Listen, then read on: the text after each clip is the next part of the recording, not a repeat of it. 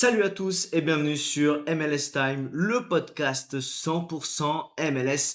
On est reparti pour parler de MLS cette semaine entre deux midweek puisque cette nuit on a eu la 21e journée de MLS et ce week-end on aura tout simplement la 22e et puis la Leagues Cup la semaine prochaine. Donc sans plus attendre, on est parti pour un nouvel épisode de MLS Time. Let's go!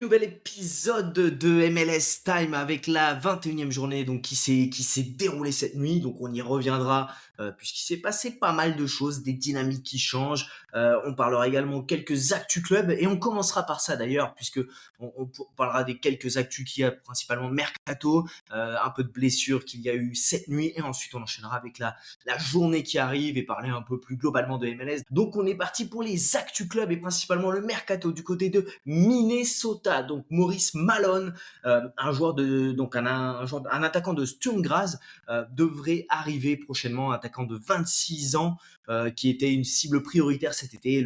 C'est en cours de finalisation. Du côté des Rapids, donc il y a une rumeur qui est sortie avant-hier. Donc Rafael Navarro intéresserait Vasco, donc le club brésilien. Il y a plusieurs attaquants qui sont dans la shortlist et il en fait partie. Bon, c'est que des rumeurs pour le moment. Il n'y a pas de négociation.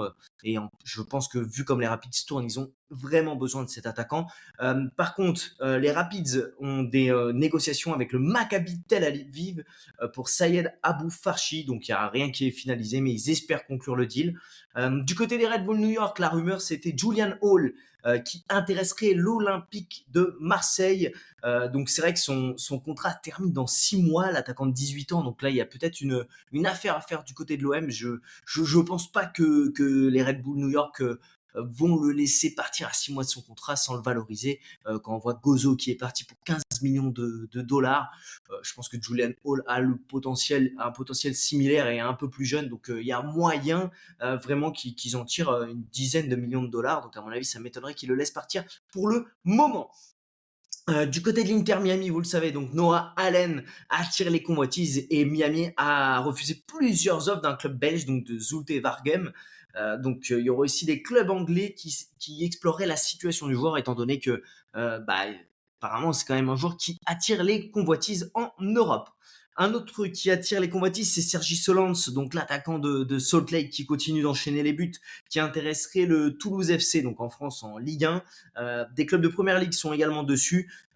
Donc affaire à suivre pour cet attaquant il a 24 ans mine de rien, donc c'est plus non plus un très jeune attaquant, mais qui dans le collectif de Salt Lake est en train de briller cette saison. Du côté d'SKC, ça a été officialisé le transfert du nouveau DP André Louise qui arrive de donc Rio Ave, donc 18 millions de dollars plus 4 millions de bonus. Alors apparemment le transfert a été surpayé puisque Benfica avait fait une offre de 15 millions refusée par Rio Ave. Donc SKC n'avait pas le choix, fallait surenchérir. Il y avait Porto, il y avait plusieurs clubs qui étaient dessus, donc même des clubs anglais. Donc je comprends pas la hype du tout sur ce joueur. J'ai hâte de voir et qu'il me fasse mentir. Gros coup dur par contre pour SKC. Donc Manu Garcia a mis fin à son contrat donc d'un commun accord avec SKC. Donc ça fait un spot d'IP qui se libère. Mais c'était clairement avec Joel Gic leur meilleur joueur. Leur joueur le plus fiable, donc il risque de repartir à l'Aris Thessalonique, donc en Grèce, de là où il était arrivé avant. Grosse perte en tout cas. S'il y a des clubs qui ont des spots d'IP qui cherchent un milieu, pourquoi pas Montréal, pourquoi pas LAFC. Moi je me positionnerai clairement sur un joueur comme Manu Garcia. Du côté de Philadelphie, donc c'est en cours de finalisation. Ils vont recruter donc Mark McKenzie, le défenseur du Toulouse FC, encore une fois, hein, Toulouse qui est dans les délires de transfert mercato au MLS. Bon, le transfert n'aura lieu qu'à partir du mois de janvier, car Toulouse a clairement fermé la porte à un départ cet été. Ce serait pour 2,5 millions de dollars, contrat d'IP. Donc ce qui fait que avec cette arrivée en début d'année, ils auraient Kai Wagner et lui en DP, donc deux défenseurs comme DP. Je crois que c'est peut-être inédit et actuellement en tout cas je vois pas d'autres clubs qui ont deux DP défenseurs, mais bon, écoutez, ça réussit plutôt bien à Philadelphie qui a retrouvé une assise défensive, et avec Mark McKenzie, Ariel Westfield et Kai Wagner derrière, je pense que ça peut être très, très, très solide. Du côté d'Atlanta, donc Atlanta qui a enchaîné une deuxième victoire de suite cette nuit, on va y revenir après puisque vous savez que c'est mon équipe. La piste Mbolo semble tomber à l'eau, donc après Lukaku, ça tombe à l'eau. Mbolo irait plutôt vers Ipswich et aurait recalé clairement Atlanta. Du côté de Seattle, Jesus Ferreira, vous le savez, c'est la tuile. 8 à 10 semaines d'absence pour l'attaquant des Sounders, en plus de tous les blessés qu'ils ont. Donc, il y aurait une lésion tendineuse et une élongation aux ischio-jambiers. Donc, 8 à 10 semaines. Je pense que c'est plutôt une déchirure, à mon avis. Du côté de Portland, la tuile cette nuit, c'est Brandon Bay. Apparemment, ça risque d'être les croisés. Il est sorti blessé et ça sent pas très très bon. Et du côté de Toronto, Niklas Dorsch, qui avait fait donc a mis 2 buts en 2 matchs, il a dû se rendre à l'hôpital pour passer un scanner d'une fracture potentielle au visage, selon Robin Fraser, qui était en colère, en pétard dans la conférence de presse en disant qu'ils avaient pas qu'à lutter contre l'autre équipe, mais aussi contre l'arbitrage qui n'avait même pas donné, je crois, un carton ou un carton jaune. Voilà. Et dernière nouvelle, c'est une rumeur plutôt globale. On n'a pas le nom des clubs. Il y a 2 clubs de MLS qui s'intéressent à Damian Downs, donc l'attaquant de Southampton, qui joue très très peu et qui intéresserait du coup des clubs de MLS, donc principalement un attaquant, donc des clubs qui cherchent un attaquant, peut-être Seattle, moi j'ai pensé. Donc voilà, il y aurait 2 clubs sur le dossier. Les actus club, on est bon. On va partir maintenant sur un peu le bilan de ce qui s'est passé cette nuit en MLS. Donc oui, pour les actus club, suivez-moi sur X comme d'habitude. Je vous mettrai les dernières infos qui vont sortir ce soir et demain, puis les rapports de disponibilité. Et sans plus attendre, on est parti sur ce qui s'est passé cette nuit. Je ne sais pas si vous avez pu voir des matchs, moi j'en ai regardé un petit peu, mais je vous avoue qu'il y a eu 10 buts sur les 20 premières minutes, donc j'avais un peu, je zappais un peu partout. Je m'étais mis le match entre Philadelphie et l'Inter Miami, donc Philadelphie qui avait ouvert le score avant que Miami revienne, puis prenne l'avantage. Et enfin, Philadelphie a réussi à égaliser dans un match qui s'est terminé en un peu castagne entre Cavan Sullivan et Bright, qui ont pris tous les deux un rouge. Bright lui a couru après dans le tunnel. Faut se calmer, c'est un gamin de 16 ans qui a voulu clairement défendre son frère. Quinn Sullivan qui s'est bien chauffé sur la fin du match, qui a pris une petite gifle derrière les oreilles de la part de Messi, qui n'a pas été checké par la VAR. Oui, ça ne mérite pas forcément un rouge, mais bon, si on permet toujours à Messi ces petits gestes d'humeur, c'est tout bête, hein, mais c'est des petits gestes d'humeur, et quand c'est d'autres, des fois ils sont sanctionnés. Donc voilà, c'est pour ça que je trouve pas ça bien de le laisser passer, puisqu'il a rien pris, même pas un carton jaune. Donc voilà, c'est clairement, peut-être qu'il voulait faire sortir Quinn Sullivan de son match et lui faire prendre un deuxième carton jaune. En tout cas, on a eu également une belle victoire de Cincinnati dans un match jamais évident face à NYCFC. Vous le savez, un partout. Et qui est-ce qui marque le but de la victoire à la 90e minute? Et Vander, qui prend comme d'habitude, comme tous les matchs où Cincinnati a besoin de gagner, il lui donne le ballon et il enchaîne une frappe, il enchaîne un coup de magie. Voilà, Evander une nouvelle fois décisif et qui donne la victoire à Cincinnati. Une autre équipe qui s'impose 2-1, c'est Montréal qui enchaîne. Qui enchaîne, je veux dire, qui est quand même sur un run où 3 matchs sans défaite, une victoire à Columbus face à leur ancien entraîneur Laurent Courtois et leur ancien attaquant Joseph Martinez. Donc belle victoire de Montréal qui reste dans le coup quand même pour les playoffs, hein, même s'ils sont 14e, ils ont 20 points. DC United, ça s'est resserré, hein. DC United est 9e avec 24 points, donc c'est le play-in. Les Red Bull New York sont 8e, 25 points, et vous avez les NYCFC qui est à 26 points, 7e. Après, Charlotte est à 29 points, donc il y a 9 points d'écart, mais à 4 points. Et même Atlanta qui a gagné cette nuit, donc Atlanta, oui, on va en parler, a gagné 2-1 sur encore un but de Muyumba, 3 buts en 3 matchs. Atlanta est à 6 points de DC United, mais Montréal a 4 points, donc c'est vraiment très serré. Cette course au play-off à l'Est va être passionnante jusqu'au bout. On va en parler après des tendances, des dynamiques qui se sont inversées sur les équipes, comme je vous l'avais dit à la reprise. Mais en tout cas, voilà, clairement, Montréal enchaîne 3 matchs sans défaite et une belle victoire à Columbus. Atlanta, deuxième victoire de suite. Donc c'est surtout à Minnesota qui est dans le gouffre, en train de sombrer complètement. On a eu les Revs qui sont allés gagner 3-0 à DC, ça c'est jamais facile. Alassane Youssouf qui marque un triplé, ça c'est pareil, sorti du chapeau, qui risque d'être certainement homme de la journée. Nashville, donc, qui a été gagné à la 92e minute sur un coup de tête de Woledzi au Red Bull New York. Les Red Bull New York, ça devient assez compliqué puisqu'ils ont une victoire sur leurs 5 derniers matchs. Donc voilà, très très compliqué. Orlando a perdu à domicile contre Chicago. Chicago qui s'est même passé de Zinkernagel, hein. Mais en tout cas, surveillez-le. Le jeune Diterrané, je ne sais pas comment on le dit, Pouzo Diterrané, le Sud-Africain là. J'aime beaucoup ce que je vois depuis quelques temps. Il fait des entrées, jeune ailier de 22 ans, très très intéressant. Donc Chicago, qui mine de rien, Chicago est sur 6 victoires de suite, compétitions confondues.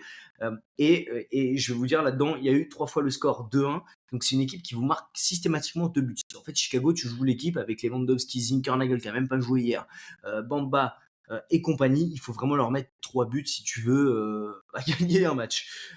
Toronto qui dans un match fou a fait 3 partout contre Charlotte. Le jeune Rodolfo Aloko à suivre, l'attaquant de Charlotte de 19 ans, le Béninois qui marque et qui avait fait une passe D au dernier match, donc très intéressant. Toklomati avait redonné, alors Mancic, pardon, avait égalisé, Toklomati marque, ensuite Zimmerman prend un carton rouge à la 56e, Kessler donne le 3-1 à Charlotte. À ce moment-là, même moi, je me dis, ouais, c'est bon, c'est plié. Salo à 76e et Dorsch qui envoie un pétard à la 90e. Il y a eu beaucoup de buts à la 90e qui ont été décisifs cette nuit. Donc vraiment une journée assez sympa à suivre jusqu'au bout. SKC Saint-Louis, un partout. Dommage, Saint-Louis, un petit coup de frein, mais ils sont dans une bonne dynamique. Colorado, tarif maison, 1-0 contre LAFC. Donc cette équipe de Colorado, clairement, vous le savez, c'est une équipe qui est habituée à être très solide à domicile. Sachant que Rafael Navarro a raté également un penalty. Cette équipe, comme on aime, des Rapids est sur 3 victoires de suite et à domicile, ils sont invaincus depuis 5 matchs, toutes compétitions confondues, avec quand même 4 clean sheets de suite. Donc une autre équipe arrive à faire ça, c'est Houston qui a été gagné à Vancouver et ça c'est une grosse perf. Vancouver, on va en parler parce que la dynamique n'est pas bonne du tout. Vancouver qui n'a gagné qu'une fois sur, regardez, si je compte, toutes compétitions confondues, 2, 4, 6, 8, 9, 10 matchs, ils ont gagné une fois. Donc voilà, les dynamiques qui s'inversent. À l'inverse, donc Houston, 5e victoire de suite avec un 5e clean sheet, vraiment très très solide. On a Portland à domicile, toujours solide, qui a gagné 3-1 face à San Diego. Bon, San Diego était sur 3 victoires de suite.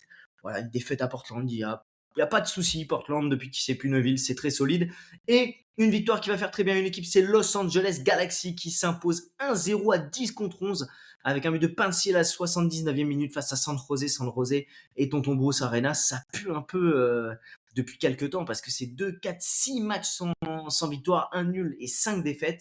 Et avant ça, ils avaient gagné une fois et ils avaient quand même 3 défaites de nul. Donc c'est vraiment une grosse dynamique noire pour San José qui dégringole au classement. Austin a été battu Seattle. Pareil, Seattle, 8e défaite de suite en MLS. C'est cataclysmique. Brian Schmetzer fait que de dire qu'il a besoin de renfort. Moi, je pense que c'est lui le problème.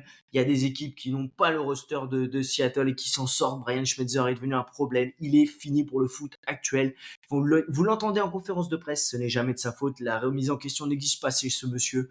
Je pense qu'il est manager général, il a tous les droits. Donc c'est bien. Tu as gagné encore la Leagues Cup l'année dernière. C'est dommage qu'il ait gagné la Leagues Cup d'ailleurs l'année dernière parce que ça lui a redonné du crédit. Mais pour moi, il faut arrêter de tourner la page.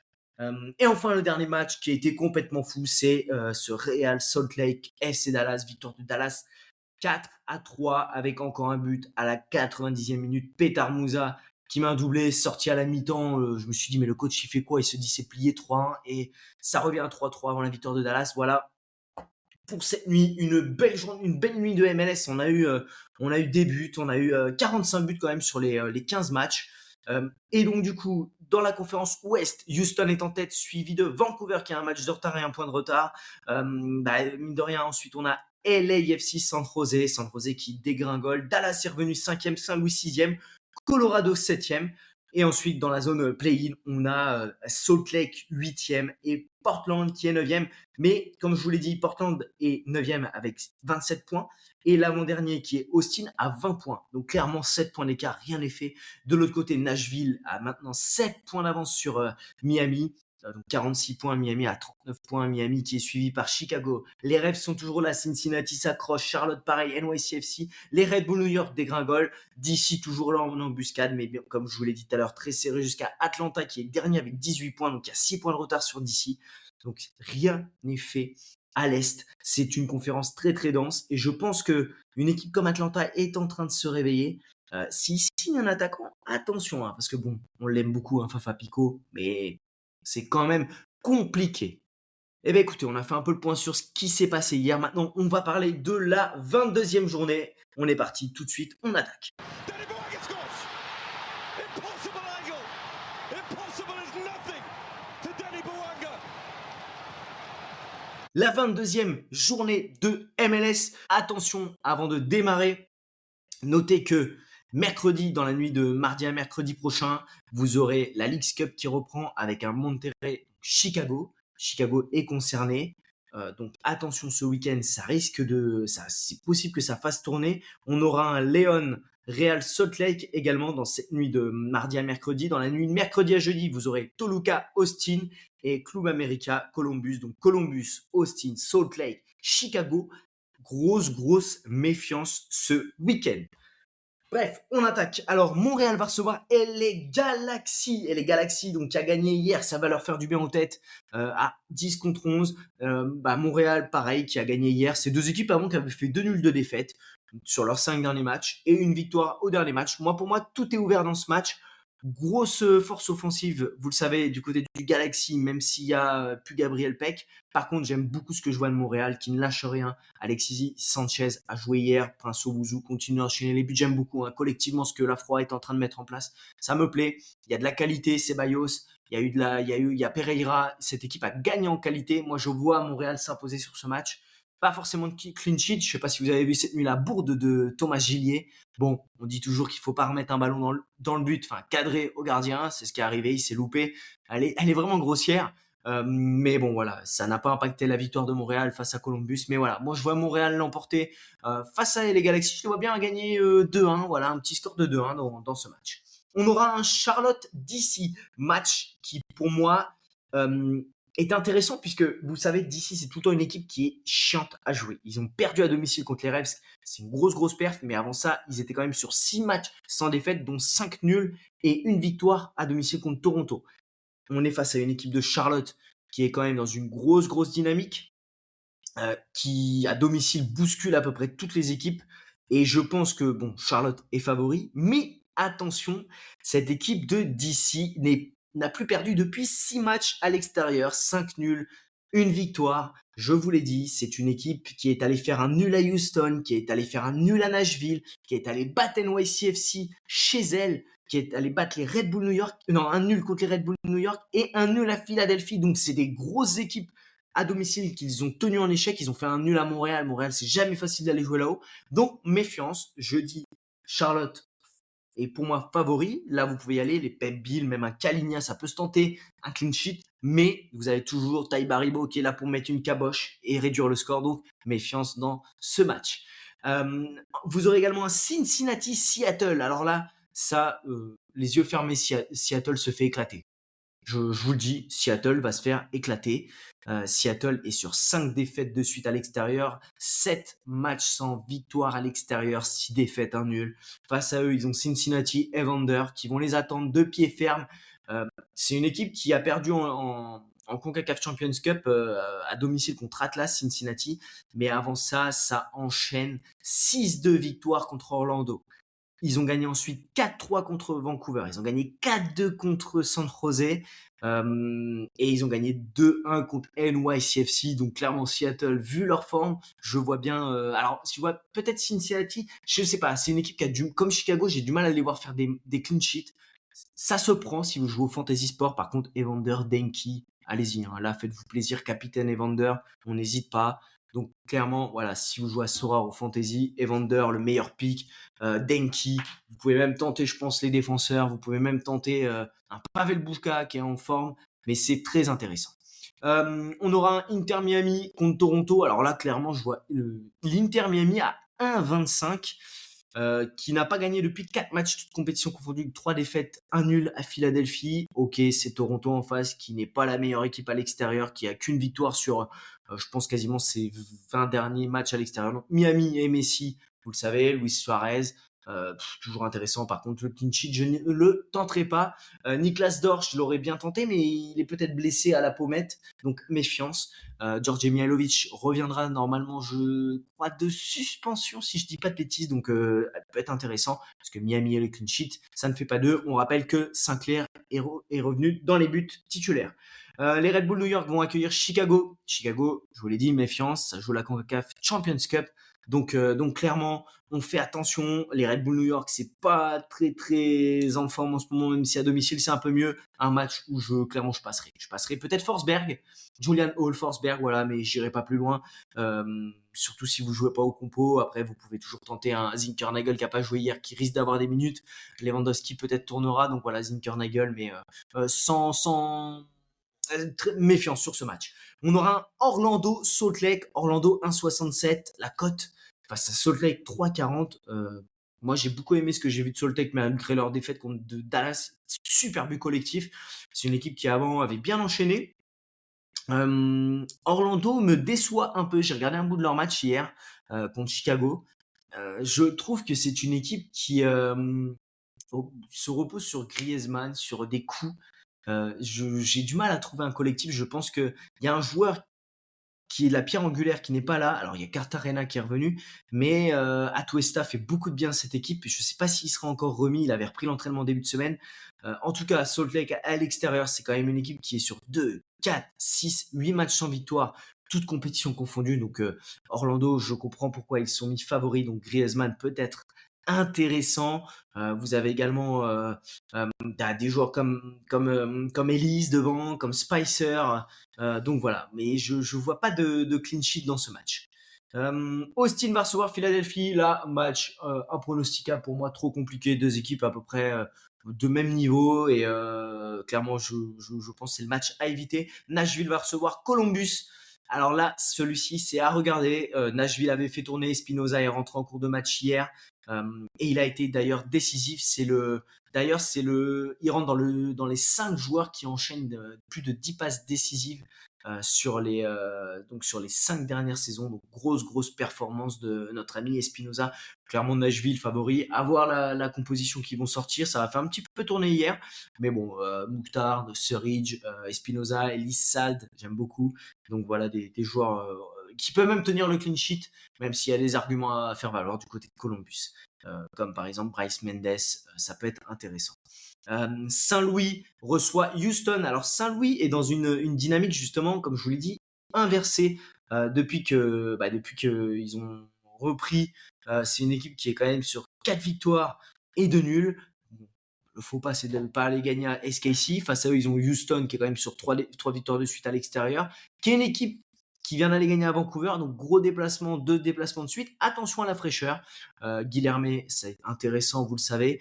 Mais de l'autre côté, vous avez quand même une équipe où Loven, qui apparemment, ça exclurait pas un départ d'ailleurs de Loven, mais vous avez Loven qui est intéressant. Becher a l'air de revenir revanchard depuis la reprise, donc pas évident. En tout cas, si vous êtes parieur, la cote à 3,20 de Houston est très sympa. Vancouver va recevoir Dallas. Alors là, Dallas, c'est une équipe, vous le savez, à l'extérieur. Elle est chiante à jouer, cette équipe. Je ne comprends pas les cotes, vu la forme de Vancouver. 1,40, 5,60 Dallas ou nul. Si vous êtes parieur, ça peut être très intéressant. En tout cas, Petar Musa, je le vois bien. Dallas est une équipe qui marque systématiquement à l'extérieur. Ils ont mis 4 buts, 2 buts avant cela. Donc c'est 6 buts sur les 2 derniers matchs à l'extérieur, ça encaisse tout le temps. Donc Vancouver, vous le savez, vous avez Brian White, vous avez Thomas Müller qui peuvent être intéressants. Mais attention, cette équipe de Vancouver a fait tourner mine de rien en midweek. Donc ça peut être compliqué pour Dallas, même si je mettrai pas ma main au coupé que Dallas aille tenir au moins un nul.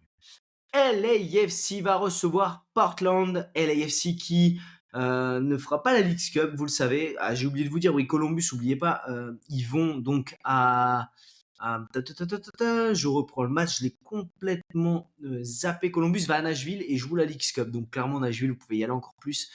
Et Austin, Philadelphie, je vous ai dit c'est serré. Ouais, Austin va jouer la Leagues Cup, mais Philadelphie se déplace et jamais très bien. Et Salt Lake qui va à Orlando, voilà, ouais, c'est qui joue la Leagues Cup, donc je comprends mieux la cote qui est très basse. Donc LAFC eux ne vont pas jouer la Leagues Cup, reçoivent Portland. Ça c'est un match très sympa parce que Portland, c'est une équipe offensive, et l'AFC aussi.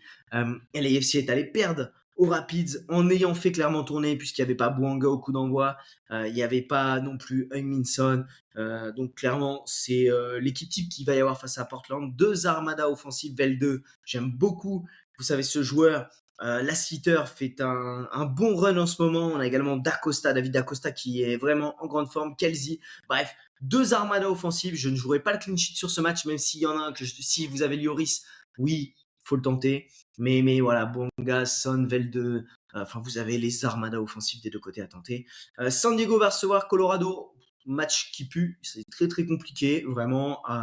Je dirais que San Diego est favori, mais vu leur forme, ça fait un peu flipper. En tout cas, Anders Dreyer va revenir. Achouri devrait être une nouvelle fois, devrait être cette fois, j'espère, titulaire à la place de Lewis Morgan. Donc ça peut être intéressant. Verskov, souvent intéressant également à domicile. Là, pourquoi pas un clean sheet, hein. CJ Dos Santos, ça peut être pas mal à jouer. San Jose va recevoir Minnesota, les deux mauvais élèves de la période. Je clairement passerai ce match. Peut-être un Timo Werner. Timo Werner, voilà, ce serait pour moi le seul pick qui est intéressant. On aura donc le dernier match, ce sera un New England qui reçoit NYCFC. Ça, c'est un match qui me plaît beaucoup. Alors, c'est là mon dernier match. Pour moi, je pense que on peut avoir un match assez serré à un partout, une petite victoire légère des Revs, mais vous le savez, Carles Hill, toujours intéressant, et de l'autre côté, Fernandez, Mercado. Et on notera le jeune joueur qui est arrivé, Luigi, qui a marqué sur ces deux derniers matchs, peut être intéressant du côté des NYCFC. Il avait tiré les pénaux le jour, mais Mercado de retour était suspendu, donc ça peut être quand même intéressant. Et enfin, le dernier match, ce sera un Atlanta SKC. Est-ce qu'Atlanta va enchaîner un troisième match victorieux de suite, surtout à domicile? Je pense qu'il y aura un peu plus de monde dans le stade. Je dis oui. Let's go, Atlanta, mon équipe. Almiron, Miranchuk, ça va y aller. Je pense, j'y crois. Muyumba, il est en pétard. On a un gardien qui fait enfin des arrêts. Des défenseurs centraux là qui tiennent la route. Ça me plaît. Ouais, Atlanta qui gagne 3-1 ou même 2-0. Allez, soyons fous, un clean sheet face à SKC. Et Atlanta fait la passe de 3 et se replace dans la course au playoff. On arrive au bout de cet épisode. Un grand merci à vous tous de me suivre toutes les semaines. Toujours un plaisir de parler de MLS. J'espère que l'épisode ne sera pas trop long. Joueur sera, je vous souhaite une bonne game week pour ce week-end. Par ailleurs, des bons paris, des bonnes wins. Et puis si vous êtes juste amateur de MLS, c'est toujours un plaisir de vous donner les dernières infos MLS, de vous parler un peu des matchs sympas à suivre ce week-end. Donc écoutez, je vous dis à très bientôt, à la semaine prochaine pour un nouvel épisode de MLS Time.